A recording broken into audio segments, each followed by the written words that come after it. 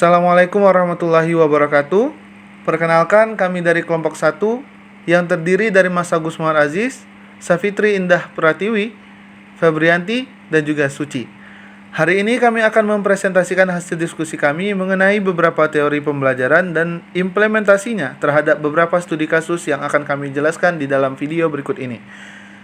Sebelum itu, izinkan kami menjelaskan tentang teori pembelajaran terlebih dahulu. Yang pertama, ada yang disebut dengan teori behavioristik. Fokus teori ini adalah perubahan tingkah laku sebagai akibat dari adanya interaksi antara stimulus dan juga respon. Dengan kata lain, belajar merupakan bentuk perubahan yang dialami siswa dalam hal kemampuannya untuk bertingkah laku dengan cara yang baru sebagai hasil interaksi, stimulus, dan juga respon.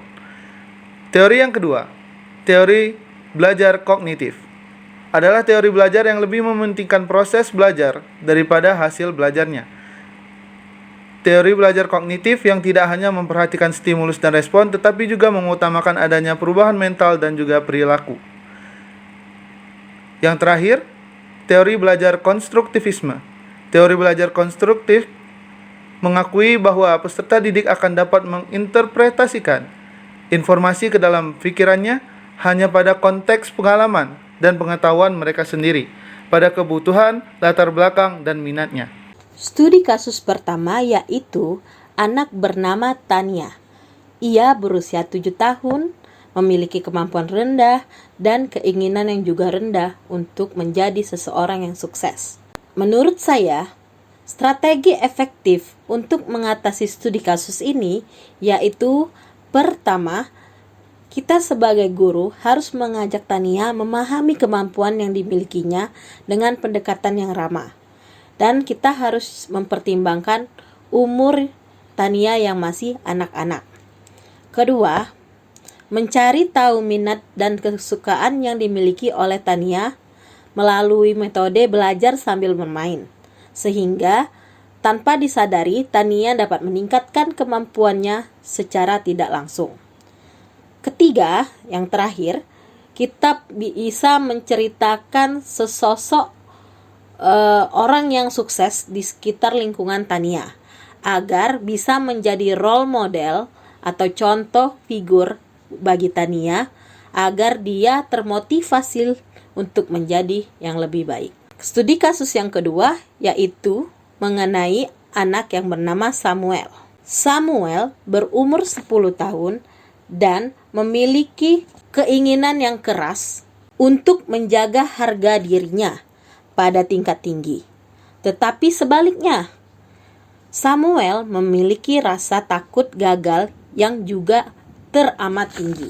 Dan solusi yang tepat untuk studi kasus ini ialah pertama, seorang guru harus meningkatkan motivasi Samuel melalui pendekatan yang sangat baik agar Samuel bisa lebih terbuka untuk menceritakan keadaan dirinya kepada guru maupun temannya. Kedua, guru juga harus memberikan pengertian kepada Samuel sikap-sikap yang baik seperti sikap legowo, rendah hati, dan rasa syukur agar ia bisa menerima apabila mengalami kegagalan. Dan terakhir, kita juga harus menjelaskan kepada Samuel bahwa hasil bukanlah segalanya dan proses juga memiliki peranan penting dalam menjalani dan mengarungi kehidupan. Studi kasus selanjutnya yaitu peserta didik bernama Sandra, usia 13 tahun, yang tenang di kelas dan meremehkan keterampilan teman-temannya. Menurut kami, strategi efektif yang bisa dilakukan guru untuk menyelesaikan permasalahan ini yaitu pertama, dengan melakukan pendekatan personal untuk mengetahui karakter murid tersebut. Misalnya, memanggil Sandra untuk menemui kita selaku guru dan mengkomunikasikan apa permasalahan anak tersebut dengan teman sekelasnya dan apa yang menyebabkan dia berbuat demikian terhadap teman-temannya. Selain itu, kita juga harus bersikap tenang dan menggunakan nada bersahabat agar Sandra mau terbuka dengan dirinya. Kedua, Setelah mengetahui keinginan dan menemukan alasannya, kita selaku guru bisa menanamkan nilai moral yang baik dan tepat melalui metode ceramah. Menjelaskan kepada Sandra bahwa meremehkan kemampuan orang lain adalah perbuatan yang tidak baik dan keliru. Kita harus meluruskan kekeliruan yang dia percaya adalah perbuatan yang pantas dilakukan tanpa memarahinya. Ketiga, kita selaku guru memberi pemahaman pada Sandra bahwasanya manusia adalah makhluk sosial yang saling membutuhkan satu sama lain, sehingga dia hendaknya berbuat baik dan memberi kesan yang baik dan positif pada teman-temannya agar dia disukai oleh banyak orang. Dengan mempunyai kemampuan interpersonal yang baik, guru diharapkan mampu berkomunikasi yang efektif dengan peserta didik dan juga mampu mendorong serta mempengaruhi pola pikir dan tindakan mereka menuju ke arah perubahan yang lebih baik. Baiklah, di sini saya akan membahas tentang studi kasus permasalahan Robert, anak remaja 16 tahun, yang menunjukkan sedikit minat di sekolah dan saat ini tinggal bersama dengan bibinya. Atau bisa dibilang kita tidak bisa menghubungi orang tuanya lagi. Dalam permasalahan yang dihadapi Robert ini cukup berat dan kompleks menurut saya. Yang pertama, minat malas sekolah. Kasus ini dianggap lebih berat dibandingkan dengan kasus minat malas belajar. Yang kedua, orang tua yang sudah tidak ada atau mungkin bisa dibilang sudah meninggal, terlebih lagi dia tinggal bersama bibinya yang mungkin dia merasakan kesepian dan tidak ada yang bisa mensupport dia seperti dulu ketika bersama orang tuanya yang pada saat itu masih ada.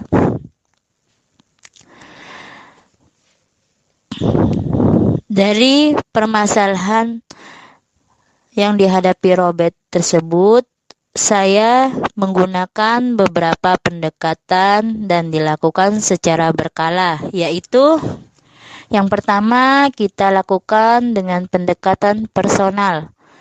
Melalui pendekatan ini, kita bisa melakukan komunikasi atau mewawancarai Robert dengan perlahan. Misalnya, bisa dimulai dengan bagaimana harinya, senang, sedih, atau biasa saja. Mulailah dengan beberapa pertanyaan yang ringan-ringan saja agar bisa berinteraksi dengan lancar dengan Robert. Setelah itu barulah kita membahas atau bercerita tentang alasan mengapa dia malas untuk sekolah. Dan jika dia mengalami kesulitan untuk bercerita, kita bisa menggunakan kertas sebagai media dia untuk menuangkan isi hatinya. Karena berdasarkan pengalaman saya, anak ini kebanyakan diam ketika ditanyakan. Yang kedua, pendekatan emosional, antara lain sebagai guru dan Robert sebagai siswa. Setelah mengetahui alasan ini, kita bisa menggunakan pendekatan ini agar bisa menumbuhkan rasa percaya.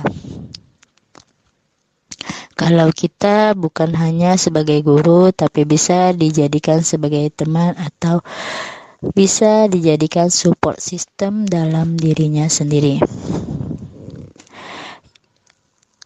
Selanjutnya, setelah itu kita menggunakan pendekatan motivasi.